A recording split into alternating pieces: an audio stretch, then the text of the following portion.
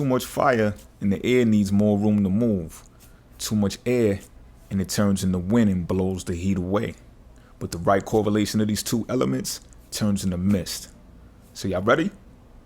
Let's go. I'm looking for the heart in you. Sometimes I don't know what to do. They be looking when you ain't looking. So if you want it, you better Okay, try. Aquarius, you and the Leo significant other or person that you're dealing with, when it comes to dealing with the Leo, right? They are going to have this glow about them that attracts you. This is your opposite in the natural scheme of things.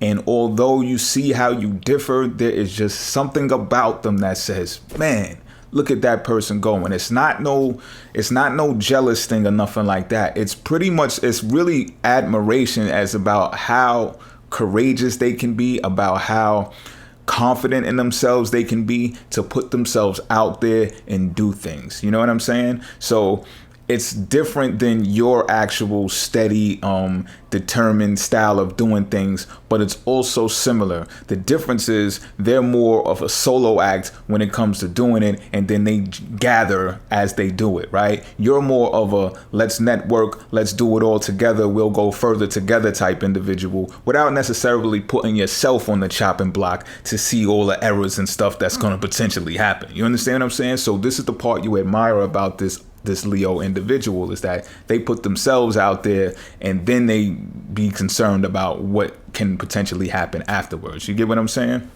So now what happens with this is this, right? And this could be a red flag. If this individual does not see themselves as a beacon for you into where they can teach you that type of thing by being themselves and allowing you to bring that out of yourself as well, that's a red flag. You gotta get out of there. And this is the reason being, right?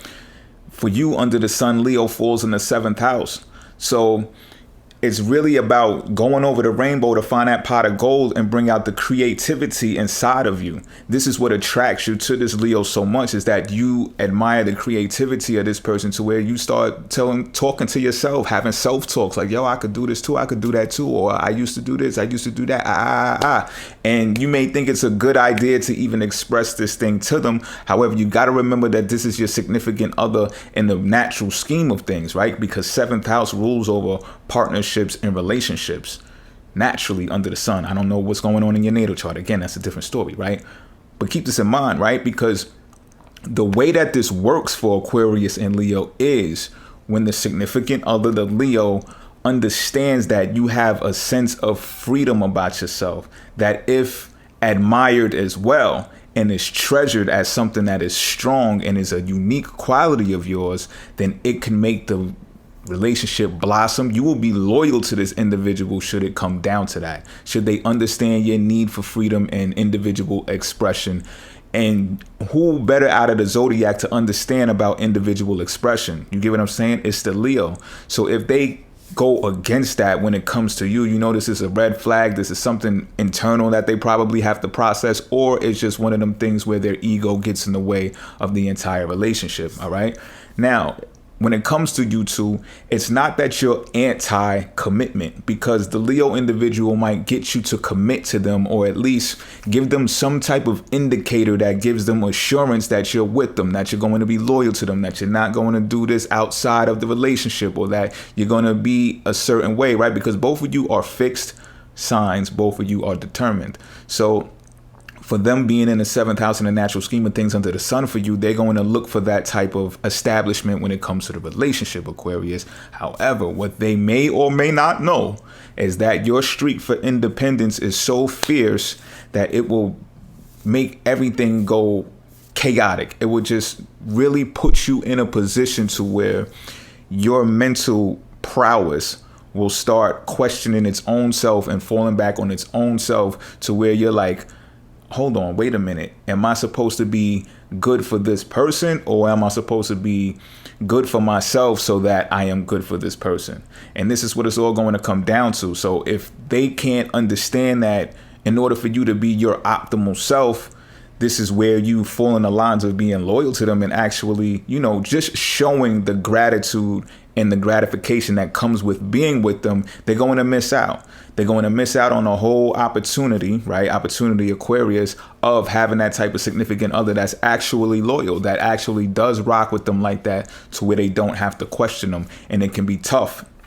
It can be tough dealing with Aquariuses in general because of that need for independence, because of that need for freedom. It's tough for people to say, oh, I'm with that person, because of that factor. Now, don't get me wrong though, despite what I'm saying, I see Aquariuses with a lot of the times they're hooked up with somebody, and for long times at that, so there are people out there that understand this concept. It's just going to be more difficult when you're dealing with someone so egotistical as the Leo.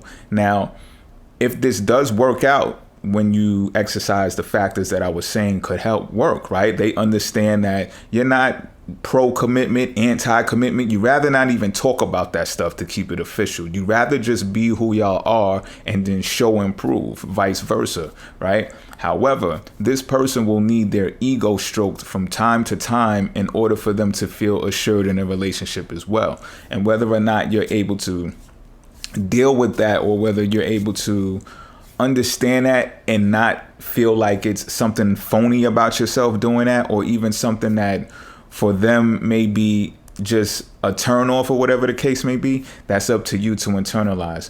Or if you get a kick out of making your baby feel good and all that, like, you just got to do it a few times a month or whatever the case may be, because that's what this type of person is, then it's up to you. You know what I'm saying? You may enjoy making your significant other feel good, and you don't have a problem with doing that. However, I'm just telling you as a heads up, be prepared for that when you're dealing with the Leo Aquarius. All right, I'm out.